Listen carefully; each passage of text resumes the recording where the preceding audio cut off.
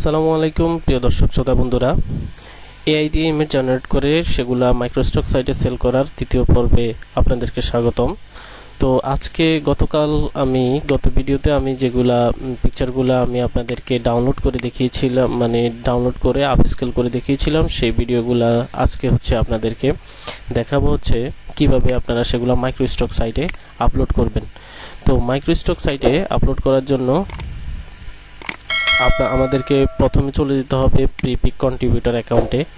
তো প্রিপিক কন্ট্রিবিউটর অ্যাকাউন্টে আসার পর আপলোড ফাইলস এই অপশনটাতে আমরা ক্লিক দিব এবং সেখানে আমরা যেহেতু এগুলা জেপিজি স্টাইলে আপলোড দেব সেহেতু এগুলা 1.5 MB, তবে এখানে অবশ্যই আমরা যেহেতু ফাইলগুলো আপলোড করে নিয়েছি, আপস্কেল করে নিয়েছি, তাহলে আমাদের কিন্তু এক একটা ফাইলের সাইজ কিন্তু অনেক বড় হয়ে গেছে।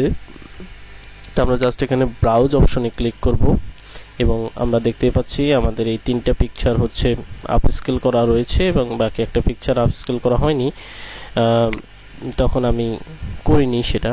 তো এখন আমি এই তিনটা পিকচার একসাথে সিলেক্ট করে জাস্ট ওপেনে ক্লিক দিব। ক্লিক দেওয়ার পর এই তিনটা পিকচার যখন আপলোড হবে, আপলোড হওয়ার সাথে সাথে তারা আমাদেরকে এখানে ড্যাশবোর্ডে নিয়ে আসবে এবং সেগুলা টাইটেল ট্যাগগুলো আপলোড করতে হবে আমাদেরকে। তো আমরা এখানে সি আপলোড ফাইল এখানে ক্লিক দিব। দেওয়ার সাথে সাথে এখানে কিন্তু তারা ফাইলগুলো দেখাচ্ছে।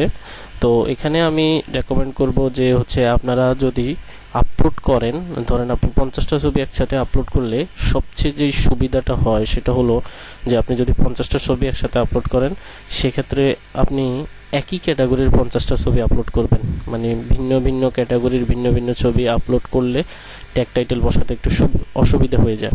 তো আমি এখানে জাস্ট ক্লিক দিব। ক্লিক দেওয়ার পরে আমাকে অবশ্যই, যেহেতু এটা আর্টিফিশিয়াল ইন্টেলিজেন্স দিয়ে তৈরি করা, আমি এখানে টিক চিহ্নতে ক্লিক দিয়ে ক্রিয়েট উইথ আর্টিফিশিয়াল ইন্টেলিজেন্স এবং বেস মডেলটা আমি যেহেতু DALL-E 3 এর মাধ্যমে করেছি, DALL-E 3 লিখবো এবং প্রম্পট আপাতত দেওয়ার দরকার নাই, তবে আপনি কপি করে চাইলে প্রম্পট অপশনে সেটাকে পেস্ট করে দিতে পারেন এবং অলরেডি কিওয়ার্ডগুলো কিন্তু তারা নিয়ে নিয়েছে।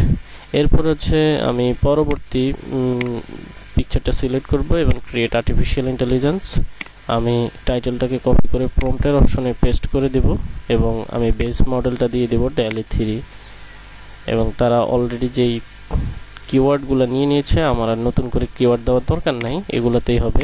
এবং তৃতীয় নম্বর পিকচারটা আমি ক্রিয়েট উইথ আর্টিফিশিয়াল ইন্টেলিজেন্স এবং বেস মডেলটা দিব DALL-E 3 আর টাইটেলটাকে কপি করে প্রম্পটের অপশনে দিয়ে দিব এবং কিওয়ার্ড আগের মতোই থাকবে। এবং আমি তিনটা পিকচারই এখন সিলেক্ট করে জাস্ট সাবমিট অপশনে ক্লিক দিয়ে দিব, কন্টিনিউতে ক্লিক দিব। তিনটা পিকচারই কিন্তু এখানে রিভিশনে চলে গেছে, অর্থাৎ আমার এখানে আগে 57টা ছিল, এখন 60টা।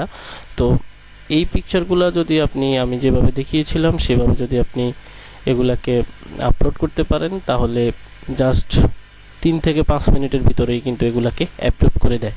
তো আমি অ্যাপ্রুভ করিয়ে আপনাদেরকে দেখাচ্ছি, কিছু সময় অপেক্ষা করুন।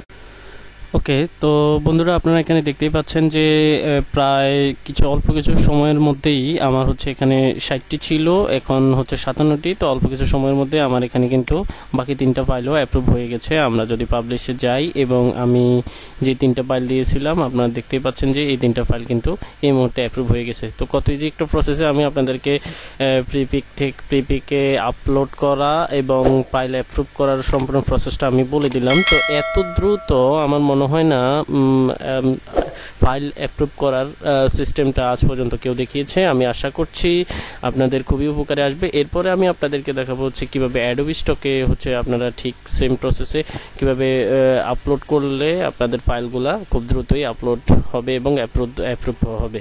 তো আজকের ভিডিও এখানে শেষ করছি। আশা করি আপনাদের উপকারে আসলে অবশ্যই আমার ভিডিওটি শেয়ার করবেন, লাইক করবেন, কমেন্ট করবেন এবং চ্যানেলটি অবশ্যই সাবস্ক্রাইব করে আমার সাথেই থাকবেন। আজকে আল্লাহ হাফেজ, আসসালামু আলাইকুম।